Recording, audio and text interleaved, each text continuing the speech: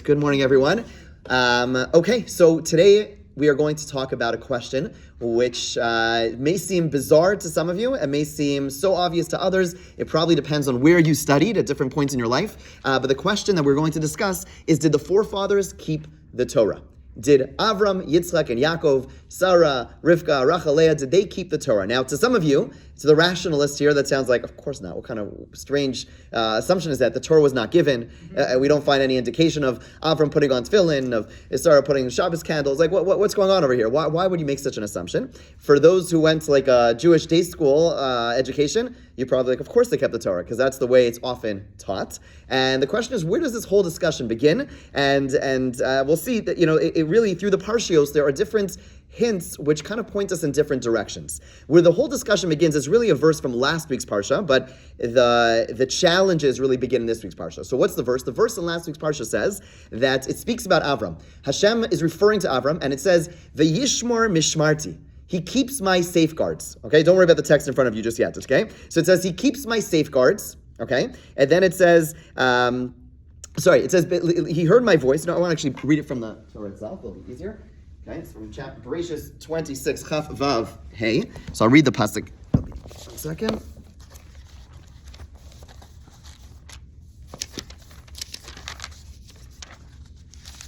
Okay, so 26:5, chapter, yeah. So it says, Ekev asher shama Avram bekoli. Since Avram listened to my voice, okay, that's not so bad. Vayishmor mishmarti. He kept my safeguards. What's that a reference to? What safeguards did Avram keep? Mitzvosai, my mitzvos in the plural. How many mitzvos did God give Avram according to the text of the Torah? One. Only one. Circumcision, bris milah. What do you mean mitzvosai, my commandments? That's strange. Chukosai. Chukosai is a reference to decrees. Typically, these are commandments that we do not understand their meaning. Where do we find Avram keeping God's chukim? And vitorasai, my Torahs.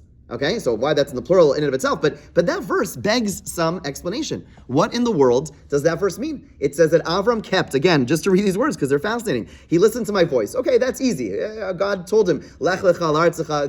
That there's no problem, right? That's fine. But he kept my safeguards. What safeguards did Avram keep? He kept my mitzvos in the plural. What mitzvos did Avram keep? He kept my decrees. What decrees did he keep? V'torosai, and implication, he kept my Torahs. He kept my Torah. So Torah sometimes means my teachings, but still, we don't find any indication, at least in the simple text, of Avram doing so much. And yet this verse over here sounds like it's referring to mitzvos at large.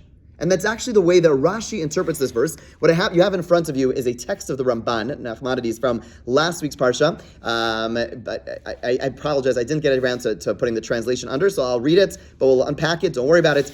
So he quotes Rashi, begins by quoting Rashi, he says, Lashon Rashi, Bikoli, what does it mean in my voice? Kishni sisi oso, when I tested him. Okay, that makes sense. When God says he listened to my voice, that means in the different tests that I gave him, he came through in flying colors. Great. Mishmarti, what does my safeguards mean? So he says, Gezeros laharchaka. Those refer to any decrees that were made in order to distance a person from sinning. Kigon, for example, shnios la'arayos, shvus l'shabbos.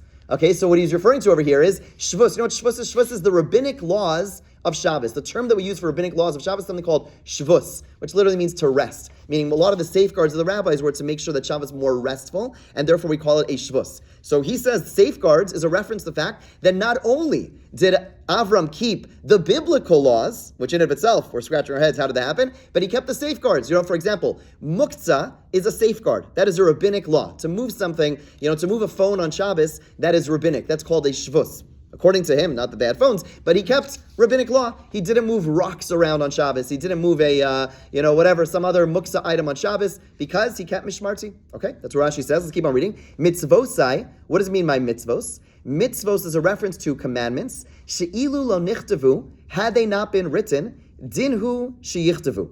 It would have been appropriate for them to be written. Kigon, for example, gezel, like stealing, ushvichas damim, and murder. Okay, so mitzvos, the way Rashi interprets, and he's basing this on a medrash, the word mitzvos means that the intuitive commandments. In other words, most people, most societies would come to the conclusion on their own that theft is wrong, that murder is incorrect. There are source sheets on the Bima, right? That those things are incorrect, that those things are unethical. So that's what that is a reference to. Okay, chukosai. What is my decrees? Devarim sheyetzer hara ve'ovdei gilulim mishiven alehem. These are things which our evil inclination, or perhaps the nations we live around, they mock. Kigon achilas chazir ulevishas shatnes. Like eating pork. Why don't we eat pork? Is there a rational reason?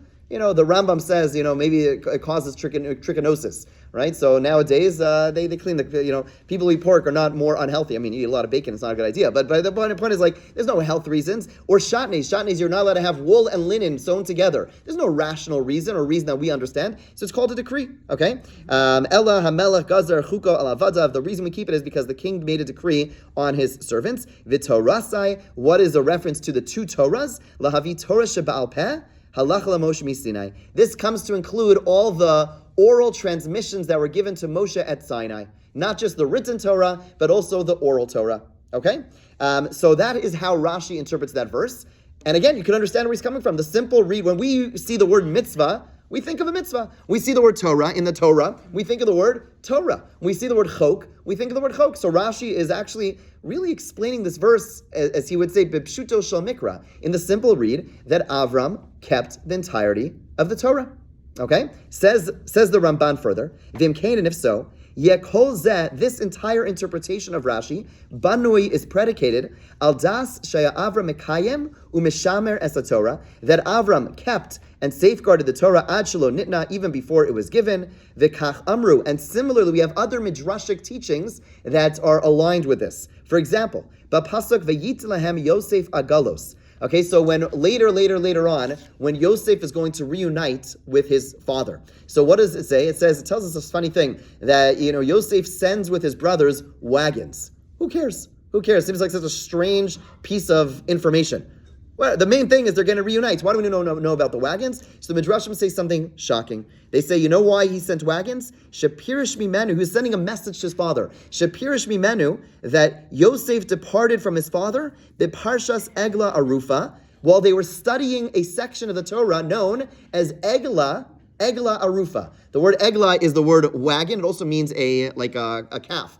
So an agala, like an egel. So it was meant to be an allusion to the passage of Torah they were studying. She'osek b'Torah. The implication of this medrash is that not only did the Avos, Avram, Yitzchak, etc., did they keep the Torah, they were studying Torah. Okay? Kishem shayu avosav, just v'arachshav, okay, v'arachshav nitna Torah, and until this point, though, the Torah was not given. Varikasav v'yishmer mishmartim mitzvosei chukasav v'terasai. Okay, and fine, and the verse, and based on the verse, which implies that they kept the entirety of the Torah. Okay, so this is view number one, and there's a classic view in the Midrashim, which states that the Avos, not only that Avram, Yitzchak, Yaakov, his children, they study Torah, and they kept the Torah. Now we have to address, how do they learn about the Torah? Where did it come from? Okay, good question. We'll get to that in a second. But at the very least, what we know right now is the fact that they studied Torah, and they kept the Torah. Okay, so let's address that first question, and we'll take some comments. But basically, where do they get this from? Where do they learn this knowledge from? So one simple explanation, there is also in the Midrashic literature, you find mention oftentimes of yeshivas, Shem, ve'ever. This study hall of Shem and Aver, right? So this should ring some bells. In the beginning of this week's Parsha, it says that when Yaakov, if you do the math in Yaakov's life, there's like a 14-year gap that's missing. We don't know where he was 14 years. So Rashi says, you know where he was? He was in Yeshiva Shem Ve'ever. He was hiding there, learning there, and that's where he was studying. So therefore, where did they learn these things? Who's Shem? He's the son of Noach, right? So basically there's a tradition from Adam to Noach to Shem and Aver, and ultimately it gets passed on. They go study by these people, and that's how they learn all these ideas. Yes? But he was the only student there. That's the only students we know of. It could be that there were other students. We don't know. They call it a yeshiva, you would assume that there's more than one person, or else they're like you're cheating on their taxes, right? I'm just kidding. But you're right. It does sound. But we only know of one student. But presumably with that terminology that the Midrashim use, it almost sounds like whoever wanted could study there. The later commentators distinguish. They say, wait, we thought Avram was the first monotheist.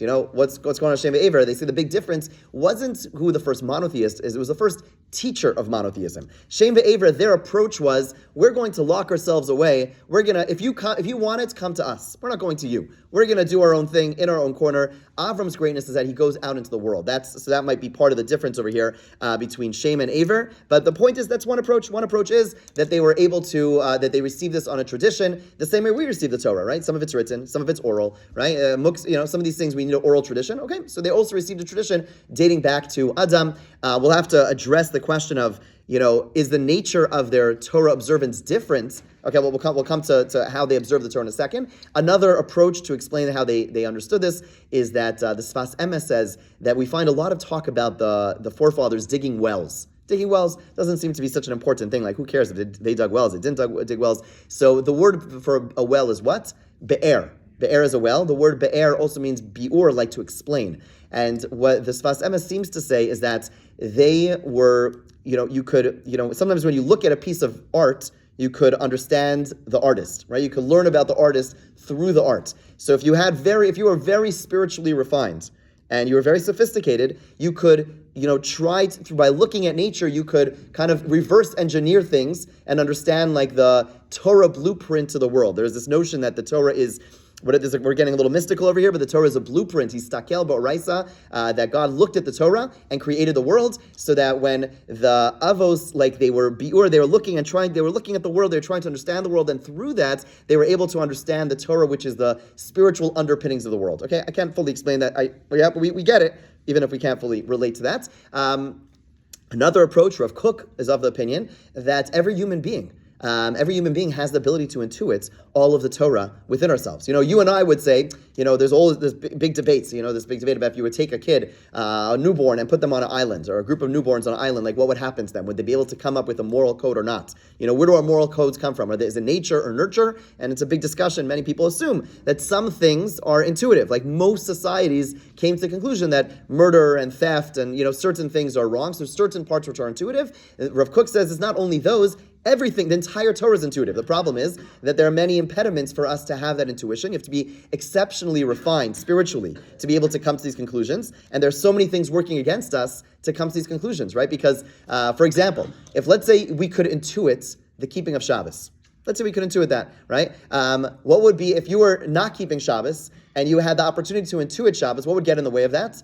My own pleasure, my own enjoyment, to be able to go on a drive or go to a movie on Shabbos, right? So there are many biases that get in the way, but the bottom line is, Rav Kook says, we have the ability to intuit the entirety of the Torah. So again, whether they learned it by tradition, whether they learned it by learning from the world, whether they learned it by, or the last one, of course, is that Hashem communicated it to them. That maybe Hashem told them, this is what you should do, right? All those options make sense.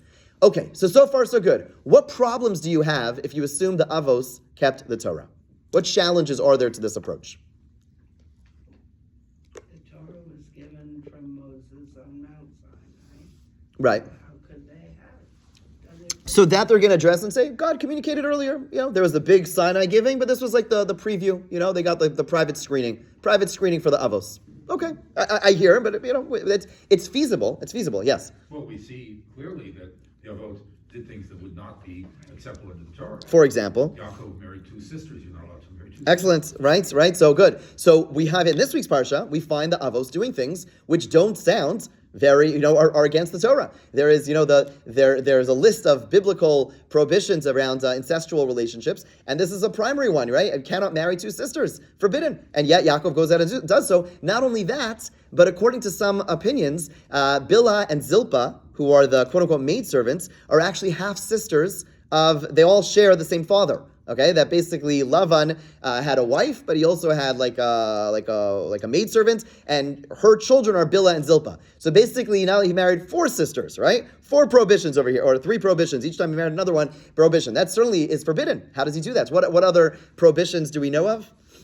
This one's a little harder. The next one's a little harder. Well, with Abraham, he had milk and meat when he was dealing with the Amalek. Yeah, so it's a little harder, right?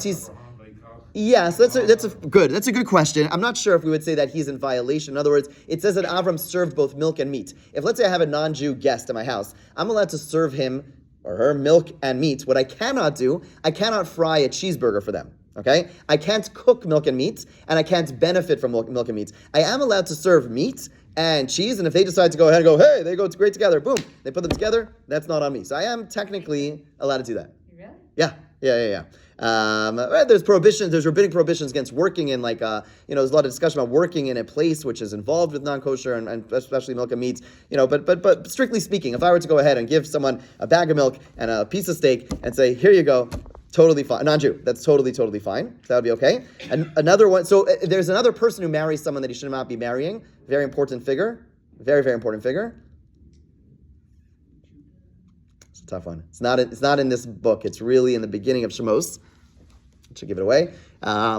Okay, who is the mother of Moshe and Aaron and Miriam?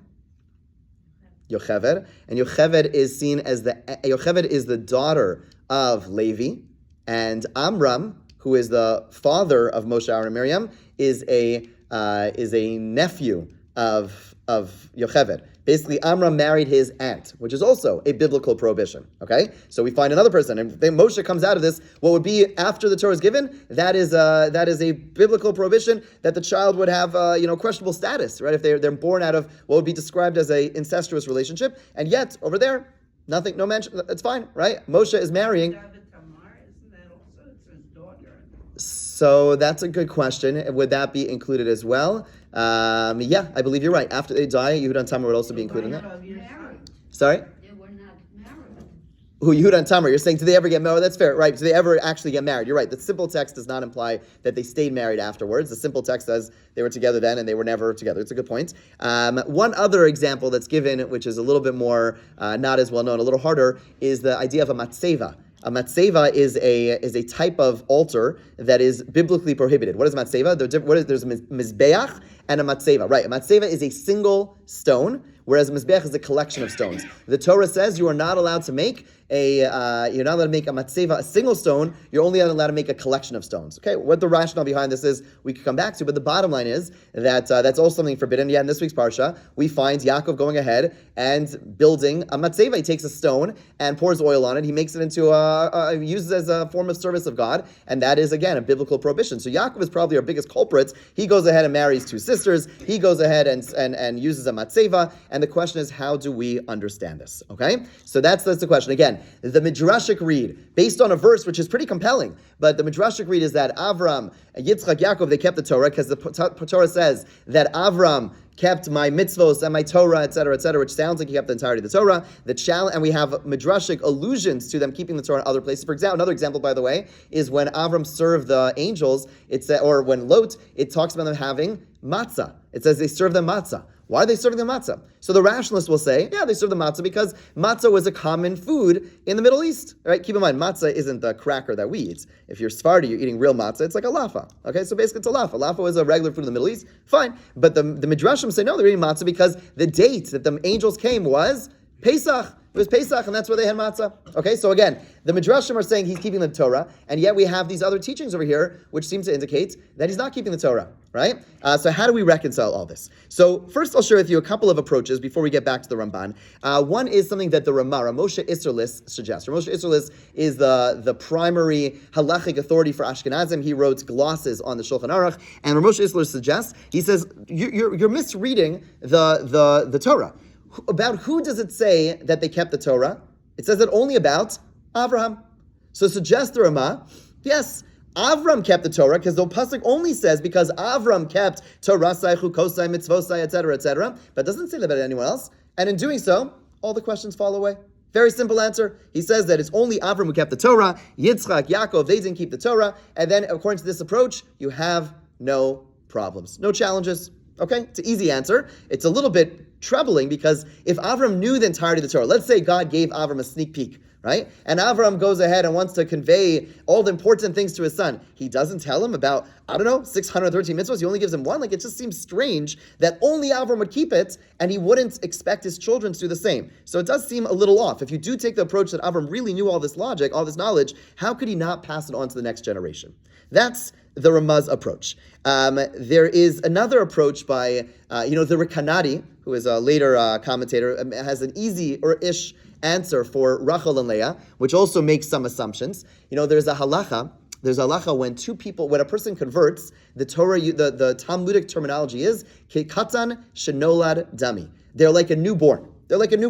Now, that's not just a fancy, like a nice thing. Oh, it's like a new life, and we're speaking. No. It has halachic ramifications. So much so, the Gemara says that if a brother and sister convert, they're allowed to get married.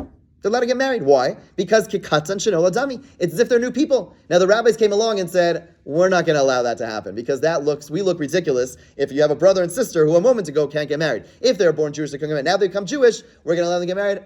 We're not going to allow it to happen. So the rabbis came along and instituted, it can't be done. But strictly speaking, kikatan shenola dami.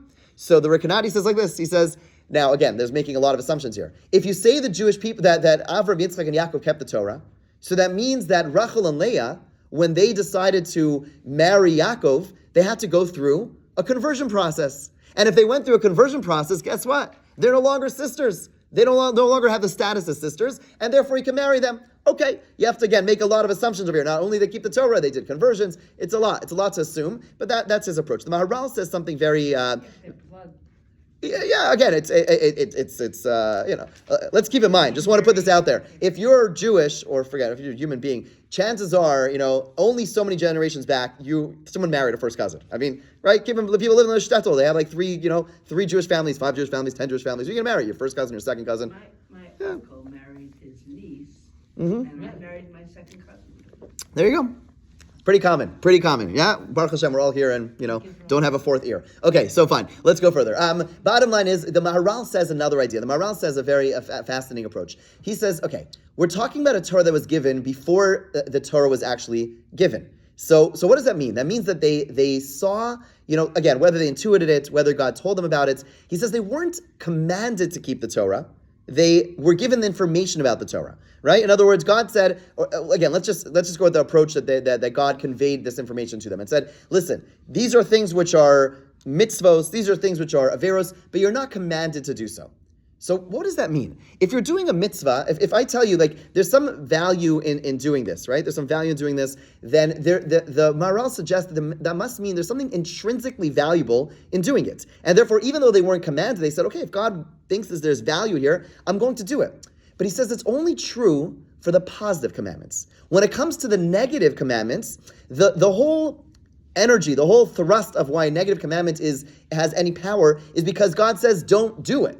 Right? In other words, that's the driving force behind a negative commandment. That's what makes it valuable. So the whole idea is when God says don't do it, I don't do it, and that shows my awe, my fear, my respect for God. But if God doesn't say don't do it, God just says, yeah, there'll be a time when this is not allowed. But it's not that there's something intrinsic to it, right? Therefore, it doesn't carry the same weight, and therefore in a time period before the giving of the Torah, there would be a reality where maybe you should only keep the positive mitzvos. But when it comes to the negative commandments, since there's no prohibition, do not do this, it doesn't have that same weight, and therefore it's okay to go ahead and violate as long as you are still fulfilling the positive mitzvos. And therefore the Maharal says, yes, they kept the positive mitzvos, they did not keep the negative prohibitions. Yes? First of all, I don't understand that. You'll have to say it in a different way. Mm-hmm. Like I just on the pshat, I don't Yeah. understand that. That's number one. And number two, doesn't the word mitzvah come from command? Yes. Either it's a mitzvah or it isn't. It's a suggestion. Correct, 100%. So maybe we're even using the wrong terminology in this context. I will say that the Hasidim, the Balatanya, the first Lubavitch Rebbe says that the word mitzvah comes from the word tzavta, which is actually a bit of more of an Aramaic word, but it means connection. So think about it. That doesn't mean we're not commanded. Now we want to be clear. Once the Torah is given, you don't have these choices. But what the Maharal is suggesting that before there is instructions to do this, then the way to conceptualize the Torah is positive mitzvos give us opportunity for connection. Negative mitzvos, they're neutral. Because he's suggesting that the whole thrust of a negative mitzvah is I am showing that I am obeying God. I'm showing God that I'm not violating what he doesn't want me to violate. But he's not telling me not to violate it.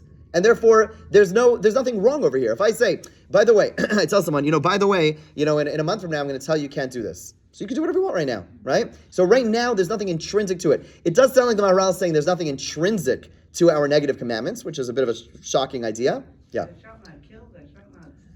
Okay, so those they're going to be commanded to do anyways because of the no-hide laws. In other words, the basic level of morality, we're covered. That's the no-hide laws. But yeah, don't do shatnez, don't marry two sisters. Okay, those are going to be things which are, beyond. And if God doesn't say don't do it, there's no real benefit of not doing it. Yeah, sorry. What about like the Sheva Mitzvahs B'nai Noach that everybody, would have kept?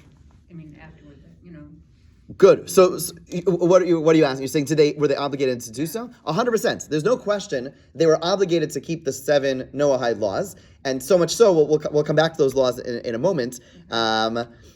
Okay, so I would just mention one or two other approaches. There is, so what we're saying right now, the way that we're understanding it is that either A, only Avram kept the Torah, or 2, the Maharal saying they weren't obligated. They had a choice to keep the Torah. It was like, it's if you want to, you can. But in that worldview, it only makes sense to do the positive mitzvos and not the negative mitzvos. And that's why they kept the positive mitzvos, but they didn't do the negative mitzvos. There is one approach, the Orach Chaim says, no, they kept the entirety of the Torah. They were obligated to keep the entire Torah. And of course, according to this approach, you have to ask, so how did he marry 2 sisters? How did he build a matzeva? How did Amram marry his aunt? And he says, there must be that there was some prophetic, message they got that this was okay in that context. There's no other way to look at it, but he understands. So you have a whole continuum. You have those who say that they only Avram did it. Those who say they had a choice, keep this, they could do it what they want. And then you have those who say no, they literally had to keep everything, and all the violations have to be chalked up to some prophetic vision allowing them to do so.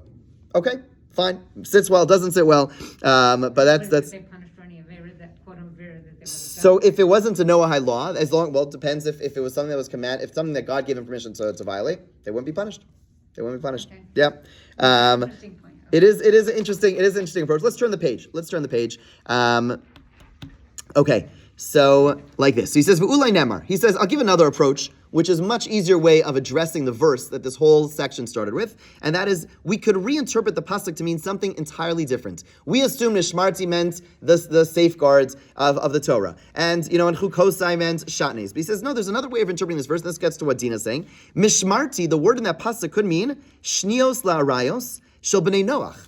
There could be safeguards around the Noahide laws. Meaning, why do we assume that it's only us crazy Jews who make safeguards? If you were a Noahide, if you were born as a non-Jew and you believed in God, right? So you're obligated to keep the Noahide laws, right? There's actually communities of Noahides, like mostly in Texas, but there are communities of people who want to keep the Noahide laws. So would it be logical for them at some points to make safeguards to ensure that people are keeping the mitzvos? Sure. A safeguard means, I think this is important, I want to be safe, so I'm not going to go next to it, right?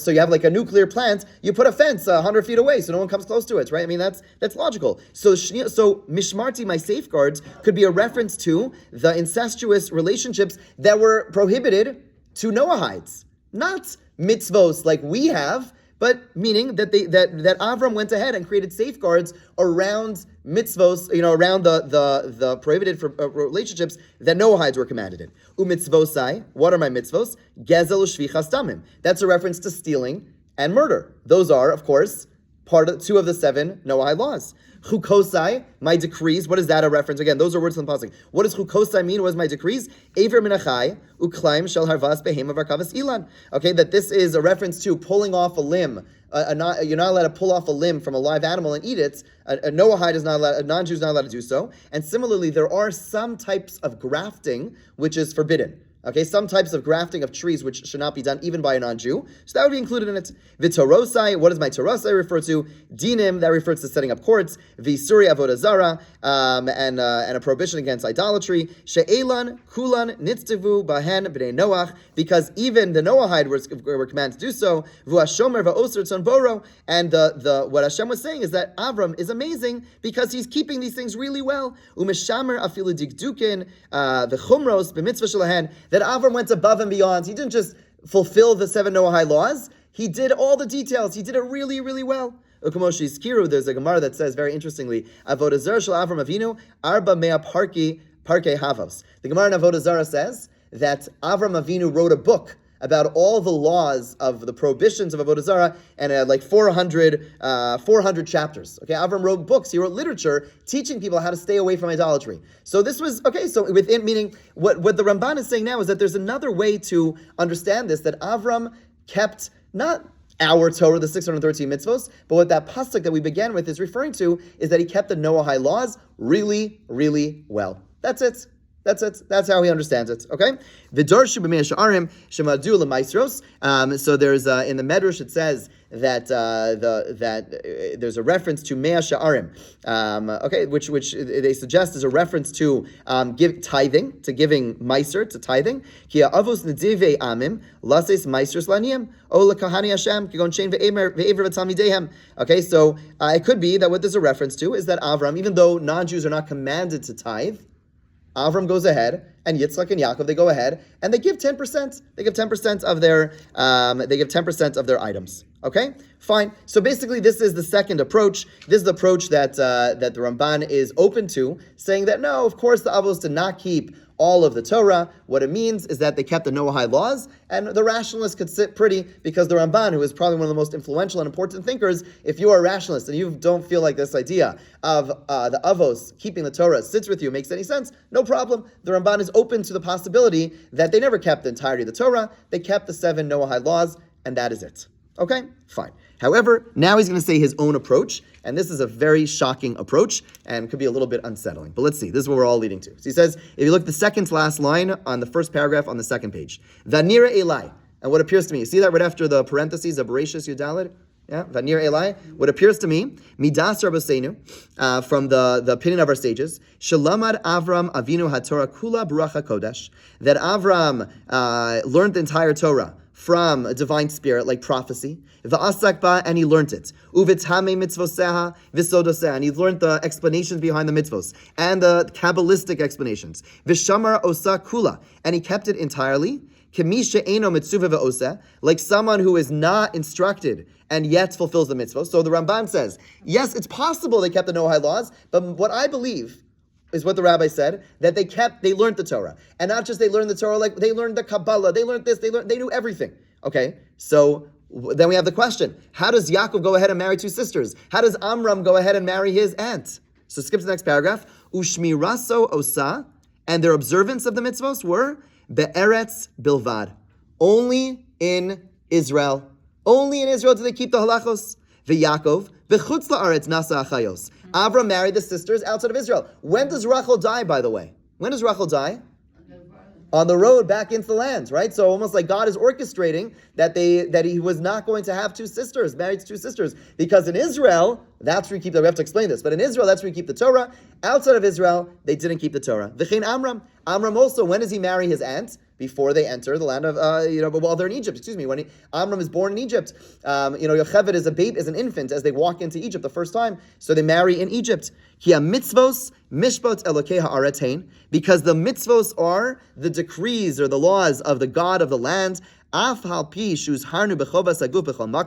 Even though we are obligated to keep any mitzvos that pertain to us as individuals outside of the land of Israel, but there is a qualitative difference between keeping the mitzvos in Israel and keeping the mitzvos outside of Israel. So that's the Ramban's way of addressing this question, but I want to just jump to the next paragraph where in Ramban Vayikra 20, where he elaborates on this and really explains to us why there is that difference. Okay, we all understand Israel is holier. Good, great. But he said what the Ramban's about to say is much, much, much stronger than just saying that Israel is holier. Look at the Ramban. You see that under Ramban Vayikra 20. Okay, this is Ramban already in Sefer Vayikra. He says, V'chine b'chutz la'aretz, outside of Israel, even though everything ultimately belongs to Hashem, Ein hatahara bashlema, the ability to perfect ourselves is incomplete. Ba'avur hamisharsim hamoshlim aleha, because of the ministers that rule over those lands. What in the world is he referring to? Okay, so the Ramban is a Kabbalist. He understands the way the world works is that there is, there's God, and then God created like angels or forces, and they rule over different things. You have an angel overseeing, the winds, and you have an angel overseeing the waters. Now God is directing those angels, but the point is that there are things in between. We don't deal directly with, there's a system that God set up, just like in any office. You have like the CEO, and then you have the things underneath, the people underneath, and that's how things get done.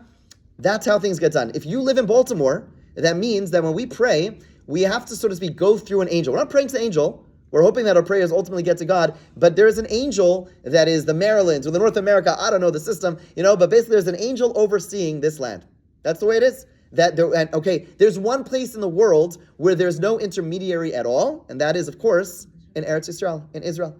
So he says, when we are outside of Israel, when we do, it's not just with tefillah, not just with prayer, but one of the functions of mitzvos is that it's meant to perfect our soul. It's meant to make us a whole different person. When we do the mitzvos in the wrong terrain, and there's like this impediment that our mitzvos are not, the idea of a mitzvah is to connect to God. Well, we're not connected to God so well over here. It's like we have really bad service over here. You can't have the whole idea is to create a bond and create a connection. It's like, if you ever go to like these far-flung places, your phone switches to like analog, and you have this like really old service, from back in the day, like, that basically is going on. That's what's going on outside of Israel. Right? There's an analogy that's shared by Rav Yehuda Halevi, the author of the Kuzari.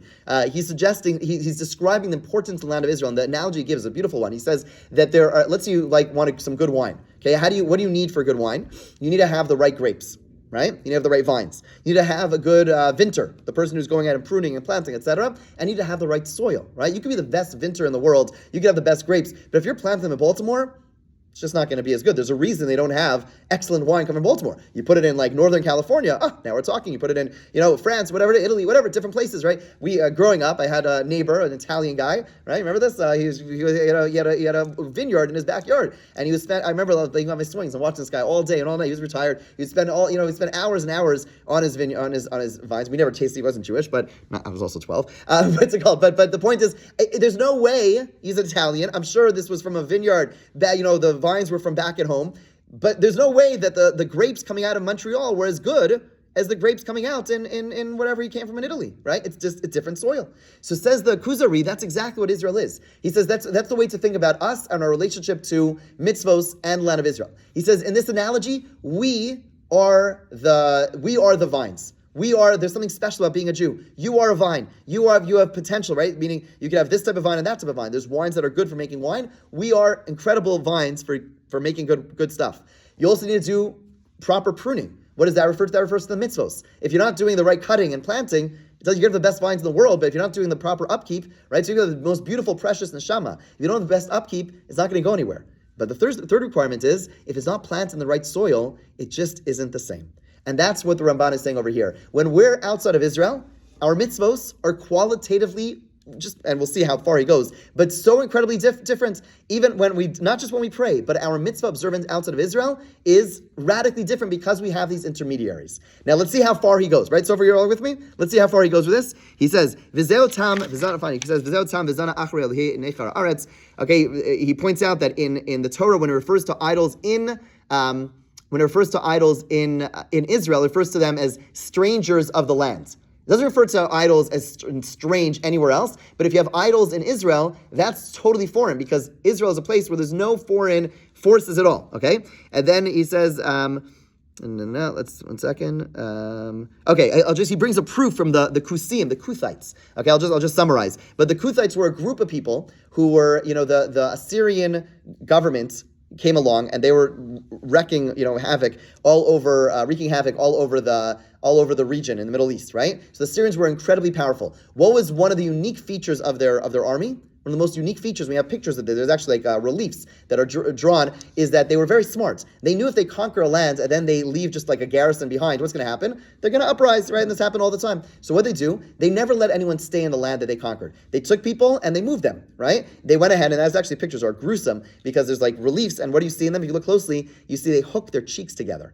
Okay, so they walk together, they have metal hooks in their cheek, and the next one is gruesome, terrible, but that was to ensure that no one would escape, and they would take entire nations and move them to another place. And if you're not in your own homeland, it's much harder to rebel. That's what happens to the 10 tribes, right? The Assyrians came, and they took them out of their land. This is what they were doing to anyone that they were conquering. They took them out of their land, and that's what they did with them. But what happened after the 10 tribes left, the Syrians went and brought what they did, they switch. Right? It's like a home swap, right? So what do? They brought a group called the Kuthites, the Kusim, right? The Kusim in and put them there. And what does the Navi tell us? All of a sudden they get attacked by lions. Okay, the Torah tells us in the Navi, in Malachim Beis, it says that the lions started attacking these people, the Kusim.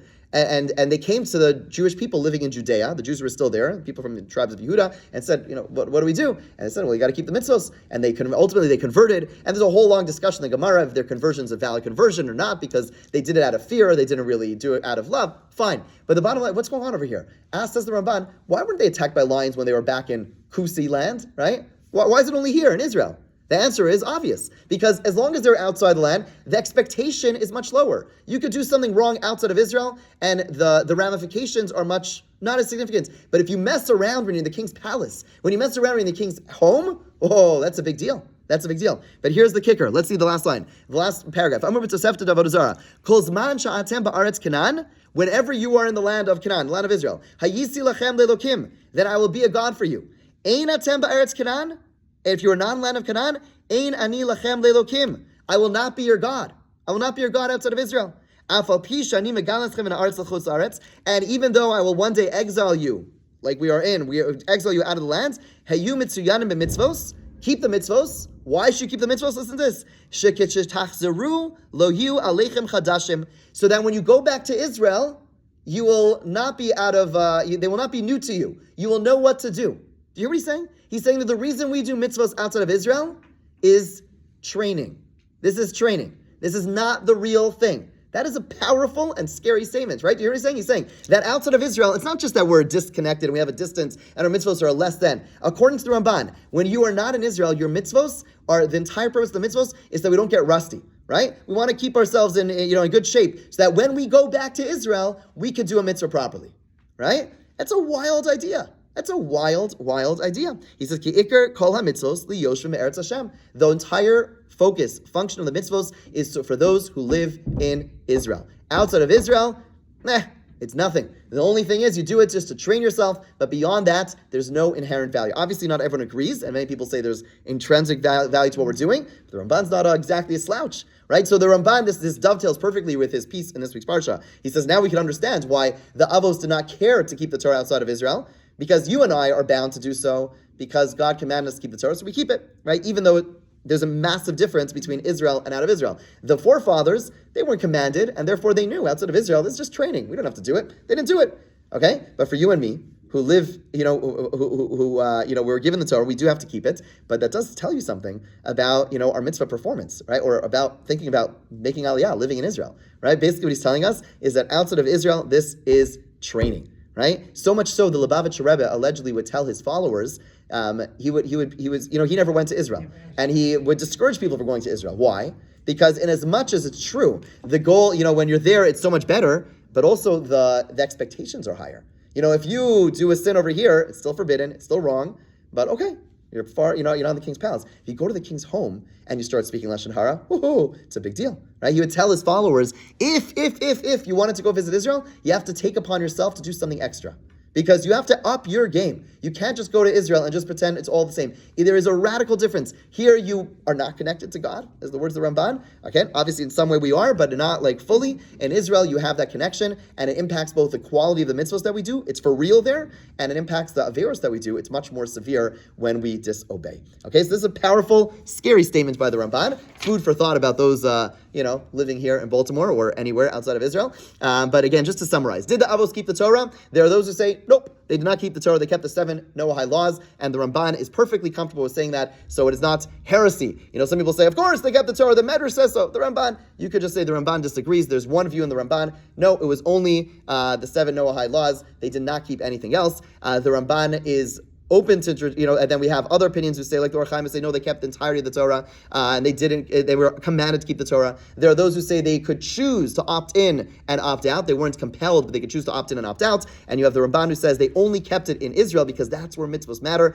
Outside of Israel, of course, we are obligated, we have to, but in terms of the quality of the mitzvahs, there's a massive difference when we go to the land of Israel. Have a great day, and if you need someone nefesh b'nefesh, let me know.